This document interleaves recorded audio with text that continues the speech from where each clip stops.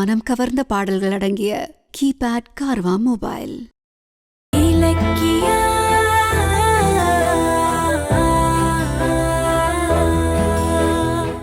இலக்கியா கிட்ட இருந்தும் கௌதம் கிட்ட இருந்தும் கார்த்திகா பிரிக்கணும் அப்படிங்கிறதுக்காக அஞ்சலி பல பிளான் பண்ணிக்கிட்டு இருக்காங்க. இப்படியே போயிட்டு இருந்தா வேலைக்காகாது. ஒரு பெரிய பழியா இலக்கியா மேல போட்டு ஒரேடியா இந்த வீட்டை விட்டு இலக்கியாவை வெளியில அனுப்பணும் அப்படின்னு அஞ்சலி முடிவு பண்ணிட்டாங்க. அதுக்கேற்ற மாதிரி SSK கிட்ட பேசி ஒரு பிளானையும் ரெடி பண்ணிருக்காங்க. ரீசெண்டா வந்திருக்கக்கூடிய இலக்கியா சீரியல் ப்ரோமோல என்னாச்சுன்னா, அஞ்சலிக்காக இலக்கியா டேப்லெட் வாங்க போயிருக்காங்க.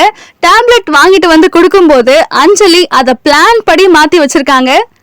கடைசியில கேட்டா தன்னோட குழந்தைய அழிக்கிறதுக்காக இலக்கியா தான் இந்த மாதிரி எல்லாம் பிளான் பண்ணிருக்கா. டாக்டர் கொடுத்த பிரிஸ்கிரிப்ஷன்ல இருந்த மாத்திரைய வாங்காம தானா ஒரு சீட்டு ரெடி பண்ணி என்னோட கருவை அழிக்கிறதுக்காக இலக்கியா இப்படி எல்லாம் பண்ணிக்கிட்டு இருக்கா அப்படின்னு ஒட்டுமொத்த பழியையும் இலக்கியா மேல போட, கௌதம் இலக்கியா அப்படியெல்லாம் பண்ணிருக்க மாட்டா அப்படின்னு சப்போர்ட் பண்றாரு.